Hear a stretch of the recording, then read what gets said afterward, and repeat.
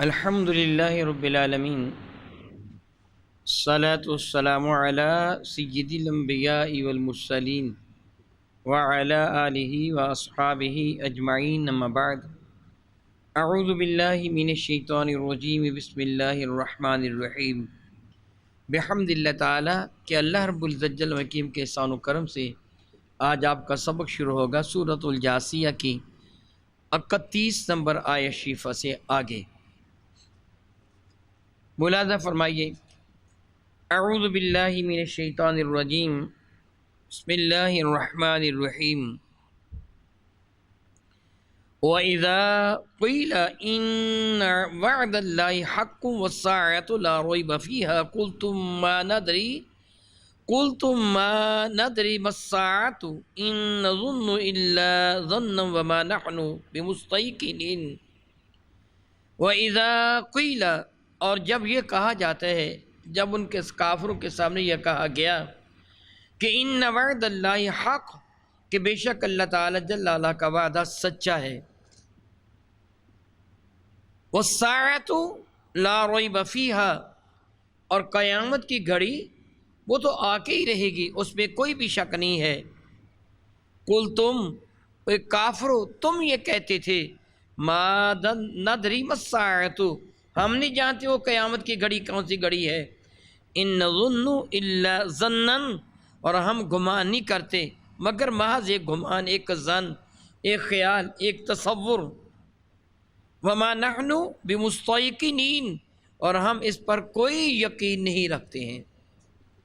قیامت کے دن یہ کافروں کو کہا جائے گا کہ جب تمہیں یہ کہا گیا، تمہیں یہ کہا جاتا تھا، تمہارے سامنے یہ ذکر کیا گیا کہ اللہ تعالیٰ جل وعلا کا وعدہ سچا ہے، اس میں کوئی بھی شک نہیں ہے۔ ومن اصدق من اللہ قیلا، کائنات میں اللہ سے بڑھ کر سچا اور کون ہو سکتا ہے؟ یقین بے یقین اللہ سے زیادہ سچا کوئی بھی نہیں ہو سکتا۔ اللہ نے جو وعدہ فرمایا وہ حق وعدہ فرمایا، تمہیں موت بھی آنی ہے، تمہارا حساب و کتاب بھی ہونا ہے، قیامت بھی قائم ہوگی، نیکی اور بدیوں کا موازنہ بھی کیا جائے گا، میزان عدل قائم کی جائے گی۔ ہاں، اللہ رب العزت جل وعلا جسے چاہے اپنی شان کریمی کے تصدق بغیر حساب کے جنت عطا فرما دے، وہ اس کی مرضی ہے۔ لیکن یہ چیزیں ہیں، قیامت قائم ہوگی، میزان عدل قائم ہوگی، لوگوں کی نیکی اور بدیوں کا موازنہ کیا جائے گا، نامہ ہے اعمال ان کے ہاتھوں میں تھمائے جائیں گے۔ یہ سب پروسیس ہے، اس کا انکار نہیں کیا جا سکتا، یہ حق ہے۔ جب ان کے سامنے یہ کہا جاتا تھا تو رب کریم ارشاد فرماتے ہیں، کل تم، ان کو قیامت بھی کہا جائے گا، تم یہ کہا کرتے تھے کہ ما ندری والساعۃ، ہم نہیں جانتے وہ قیامت کیا ہے، ہمیں کوئی خبر نہیں، ہم نہیں جانتے کہ تو معاذ اللہ تعالیٰ کس قیامت کی بات کر رہا ہے۔ میرے نبی کی شان میں گستاخی کرتے ہوئے کہہ رہے تھے، نہیں جانتے ہم تو کس قیامت کی بات کر رہا ہے۔ جس طرح آپ نے قبل ازیں پڑھا کہ وہ یہ کہتے تھے کہ اگر تم اپنے دعوے میں سچے ہو تو ہمارے باپ دادا کو زندہ کر کے دکھاؤ، لے آؤ ان کو، اگر تم اپنے دعوے میں سچے ہو۔ تو ان بدبختوں نے اٹکل بچوں دوڑائے تھے، تصورات، ایسے خیالات اور جھوٹی باتیں، جھوٹی بحثیں، ان لوگوں نے جھوٹی حجتیں بارگاہ سالت مآب میں پیش کی تھیں۔ کوئی دلیل، کوئی حجت، کوئی واضح ترین بات ان کے دامن میں نہیں تھی۔ رب کریم ارشاد فرماتے ہیں کہ تم نے یہ کہا تھا، ان نظن الا ظنا وما نحن بمستيقنين، ہم تو اس کو نہیں تصور کرتے مگر محض ایک تصوراتی بات، ایک گمان، ایک خیال کرتے ہیں کہ تم سوچ رہے ہو، یہ ایک سوچ ہی سوچ ہے۔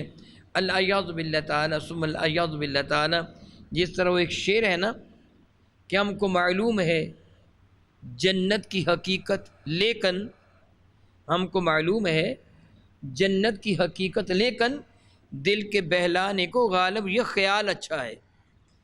یعنی ایک تصوراتی چیز ہے جنت، حقیقت میں جنت کوئی نہیں ہے۔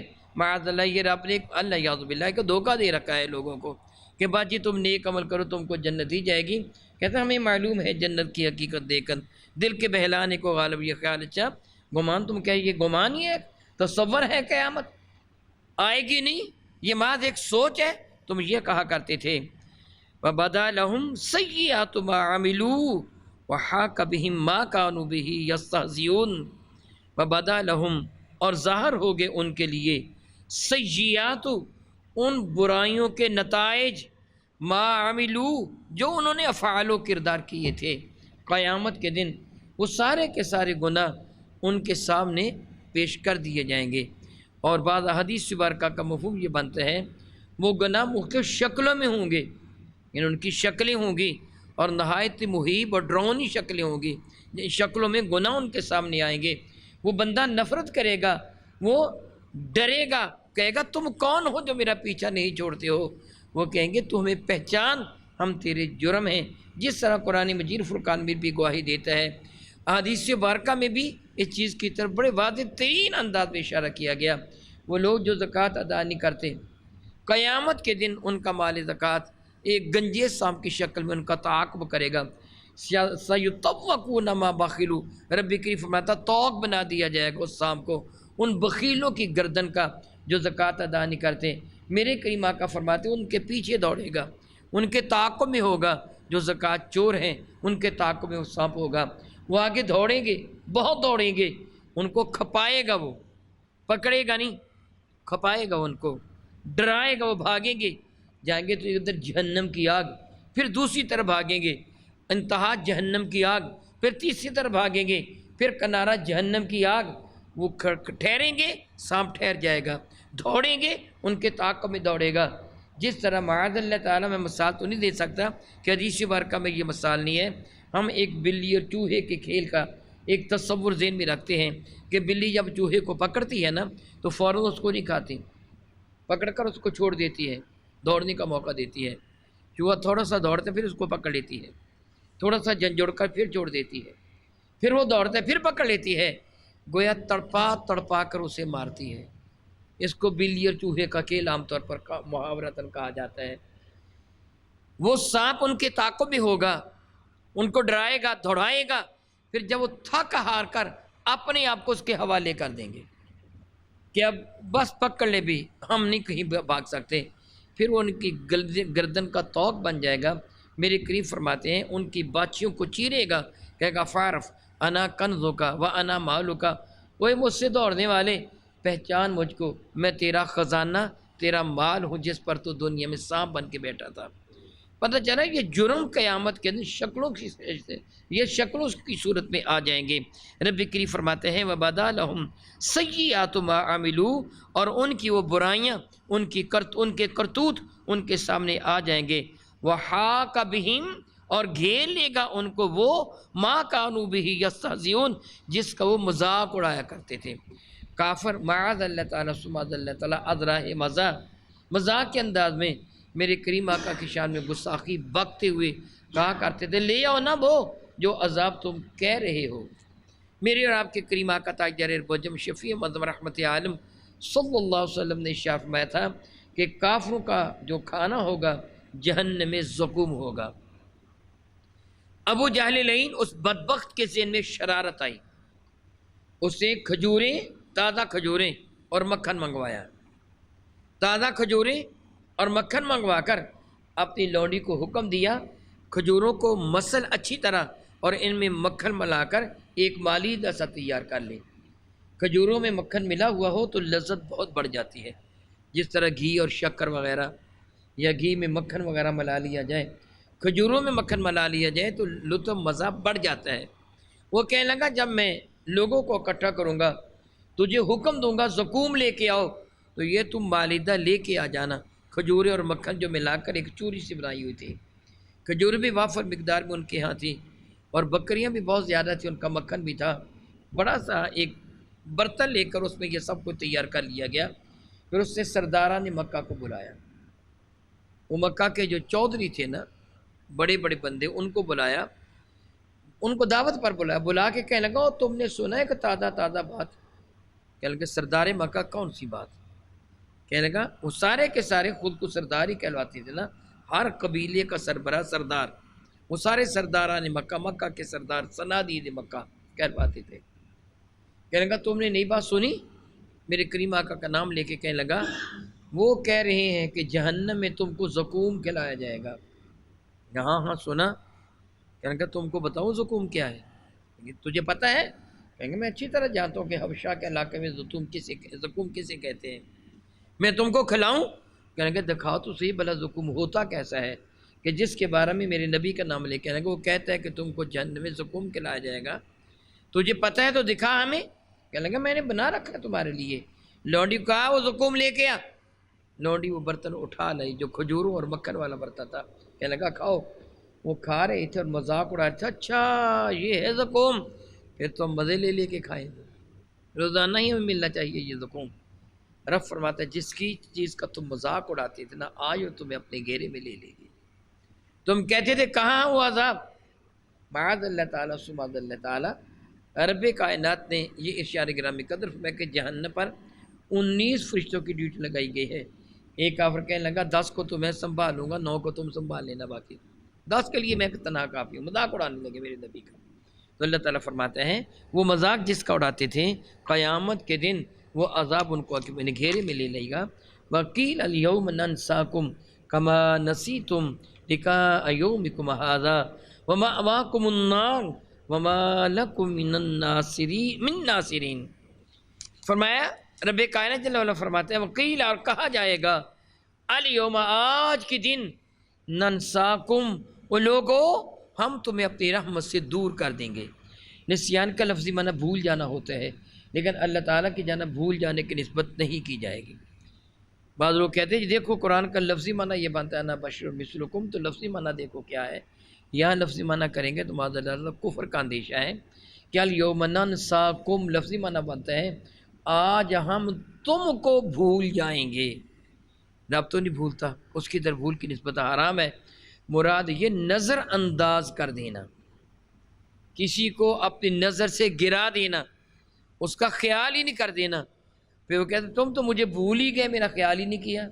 بھولتا نہیں ہے، جان بوجھ کر نظر انداز۔ یہاں یہی مراد ہے کہ الیوم ننساکم، قیل الیوم کہا جائے گا آج کے دن کہ ننساکم جاؤ ہم نے تم کو نظر انداز کر دیا، کما نسیتم لقاء یومکم ھذا جس طرح تم نے آج کے دن کو بھلا دیا تھا، ہماری ملاقات کے دن کو۔ کہ تمہیں کہا جائے گا قیامت کے، کہا گیا تھا کہ قیامت کے دن تمہیں بارگاہ رب العزت میں حاضر ہونا ہے اور اللہ تعالیٰ جل وعلا کے حضور اپنے سوال، اپنے قطورتوں کا جواب دہ ہونا ہے، تو تم نے انکار کر دیا تھا کوئی رب نہیں ہے، کہیں بھی نہیں جانا ہے۔ جس طرح کل تم نے اللہ تعالیٰ جل وعلا کو فراموش کر دیا تھا، آج رب کائنات نے تم کو نگاہ رحمت سے گرا دیا۔ اللہ یعوذ باللہ تعالیٰ ھذا ومأواکم النار، اور یہ آج تمہارا ٹھکانہ جہنم کی بھڑکتی ہوئی آگ، وما لکم من ناصرین، اور آج تمہارا کوئی بھی مددگار و معاون نہیں ہے۔ یہ کافروں کے لیے ہوگا۔ ذالکم بانکم اتخذتم آیات اللہ ہزوا وغرتکم الحیات الدنیا، یہ سزا اس لیے کہ تم نے اللہ تعالیٰ کی آیتوں کو ہنسی اور مذاق بنانا شروع کر دیا تھا، بگاڑتے تھے آیات الہیہ کو۔ اللہ یعوذ باللہ تعالیٰ وہ قرآن کریم کو بگاڑ کے پڑھتے تھے، مذاق اڑاتے تھے قرآن کریم کا۔ وغرتکم الحیات الدنیا، اور دنیا کی زندگی نے تم کو دھوکے میں ڈالا تھا، فریب میں ڈالا تھا۔ فَالْيَوْمَ لَا يُخْرَجُونَ مِنْهَا وَلَا هُمْ يُسْتَعْتَبُونَ، اور آج ان کو جہنم کی آگ سے نہیں نکالا جائے گا اور نہ ہی ان کو موقع دیا جائے گا کہ وہ اللہ کے عذاب سے بچ سکیں، وہ اللہ کے غضب سے بچ سکیں، اور ان کو موقع نہ دیا جائے گا کہ اپنے رب کو راضی کر سکیں۔ فَلِلَّهِ الْحَمْدُ رَبِّ السَّمَاوَاتِ وَرَبِّ الْأَرْضِ، فَلِلَّهِ الْحَمْدُ، کائنات والو تم کچھ بھی کرو، کیسے بھی کرو، جتنا بھی زور لگاؤ، جتنی بھی محنت کرو، جتنا بھی تم انکار کرو، جتنے بھی روگردانی کرو، جتنی بھی گستاخی کرو، لیکن یاد رکھو فَلِلَّهِ الْحَمْدُ، ساری کی ساری خوبیوں کا مالک بالآخر اللہ ہی ہے، مالک وہی ہے۔ جو بھی خوبی جیسے بھی، میں اس کی ایک ادنا سی مثال دے کے سمجھاتا ہوں۔ یہ مائکروفون کسی نے بنایا، اگر اچھا بنایا تو یہ خوب بنایا، یہ خوبی اس بندے کی جانب منسوب کی جائے گی کہ جس نے یہ بنایا، کہا جائے گا وہ بندہ بہت اچھا ہے، بہت کاریگر ہے۔ ظاہر ہم نے خوبی اور صفت اس بندے کی بیان کی ہے، اور حقیقت کیا ہے؟ اس بندے کو پیدا کس نے کیا ہے؟ اس کو عقل کس سے دی ہے؟ تو پھر یہ حقیقت میں خوبی کس کی ہوئی؟ کائنات کی ساری خوبیوں کا مالک میرا اللہ ہے۔ میں نے ایک ادنا سی مثال دے کے آپ کو سمجھایا، کوئی بھی خوبی لے لیں، کوئی حسن لے لیں، اس حسن کا پیدا کرنے والا کون ہے؟ اس خوبی کا پیدا کرنے والا کون ہے؟ بالآخر انجام کار ساری خوبیوں کا مالک میرا اللہ ہے۔ فللہ الحمد، تو ساری کے ساری خوبیاں اللہ تعالیٰ کے لیے ہیں۔ وہ اللہ جو رب السماوات و رب الارض، جو رب ہے آسمانوں کا اور رب ہے جو زمین کا۔ رب کا معنی بھلا کیا ہوتا ہے؟ بتدریج اوج کمال تک لے جانے والا، تربیت کرنے والا۔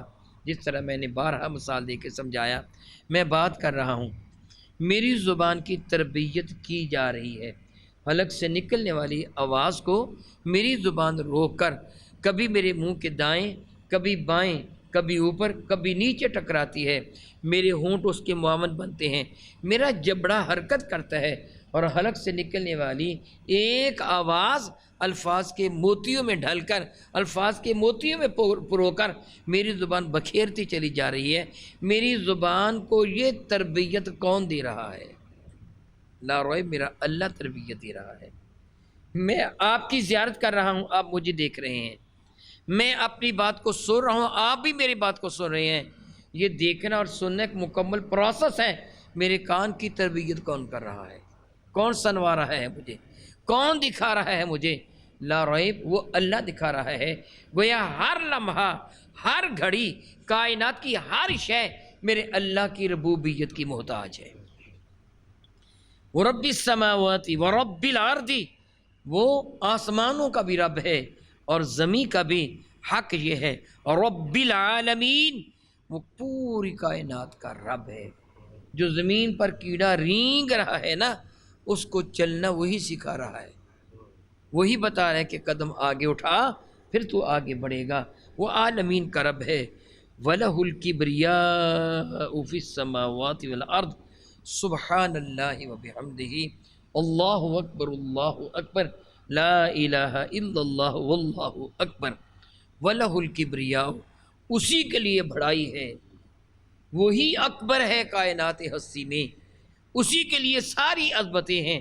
وَلَهُ الْكِبْرِيَاءُ فِي السَّمَاوَاتِ وَالْأَرْضِ، اسی کے لیے بڑائی ہے، عظمتیں ہیں آسمانوں میں اور زمین میں۔ وَهُوَ الْعَزِيزُ الْحَكِيمُ، وہی میرا اللہ غالب حکمت والا ہے۔ سبحان اللہ تعالی و بحمدہ، اور الحمدللہ ثم الحمدللہ، سبحان اللہ والحمد للہ ولا الہ الا اللہ واللہ اکبر ولا حول ولا قوۃ الا باللہ العلی العظیم۔ الحمدللہ تعالیٰ کہ سورۃ الجاثیہ کا ترجمہ مکمل ہوا۔ رب کائنات جل وعلا میرے کریم آقا رسول عربی کے صدقہ سے ہمیں قرآن مجید فرقان حمید صحیح ترین طریقے سے پڑھنے، سمجھنے اور پھر اس پر عمل کی توفیق عطا فرمائے۔ آمین ثم آمین۔ او کما قال اللہ تبارک و تعالی واللہ تعالی اعلم باسرار کتابہ۔